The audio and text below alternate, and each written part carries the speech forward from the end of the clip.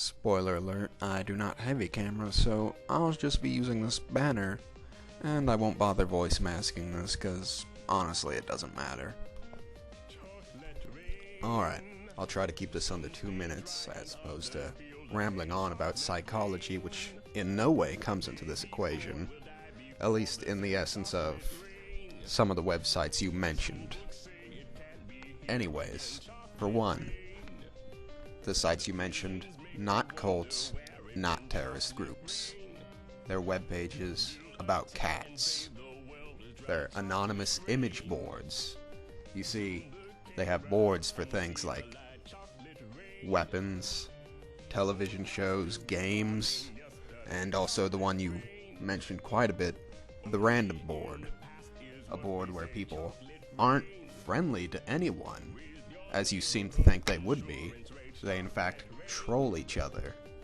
Now I'd like to question your amazing information gathering skills, as the only webpage you seemingly went to was Encyclopedia Dramatica. The only reason I know this is because you knew about our number one and hero, Mitchell Henderson, and some other random crap which I don't care about. Now, from a very normalized point of view, the Mitchell Henderson incident, or as I'll refer to it as the Ann Hero incident, did go a little over the edge, but it was quite lols worthy, as much as I know you hate the term. If I can remember right, one day, one of the posters posted a link to either the MySpace for his funeral, or the funeral page. And, we got to reading it, and we saw all these comments that didn't make sense, like how he was such a Ann hero for taking his life away. Now I can understand being sad for someone who's no longer there, and, saying they were a good person. But really, the boy killed himself over losing his iPod. Tell me that you cannot get lols from that. However, I won't spend the next 1 or 2 minutes going over the rest of that subject and how funny I thought it was. Instead, I'll go over the next subject of how you and everyone else who's seen this Fox 11 news report think that everyone who goes to these websites are hackers, are part of this hacker group, when in fact it isn't a hacker group. It's a group of people who like cats.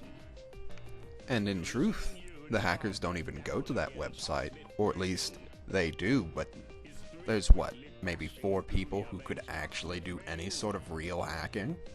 Because I doubt anyone actually knows how to. They in fact go to other websites, and that's where they plan these things, because the things you talk about are bannable offenses on these websites. Now, with how they get the personal information of these people they bother, it isn't in any way hacking. It's usually something incredibly dumb, like for instance the person will have put their email in the email field, or used a handle that they use quite frequently. And then you could just Google that, and you could find them, and Lord knows they might have like a MySpace or a LiveJournal where they post real personal information. Or better yet, my favorite scenario, someone knows them who goes to these web pages. And they might just not like that person so much, and hence why they're posting their personal information. But as much as I'd really like to go into all this, I'd like to ask you a question. You were in the military. Well, what part of the military did you serve in? What exactly did you do? Because you see, as I watched that video, I noticed that you couldn't look into the camera for more than 2 seconds. Are you afraid that if we saw into your eyes, we'd see something in you?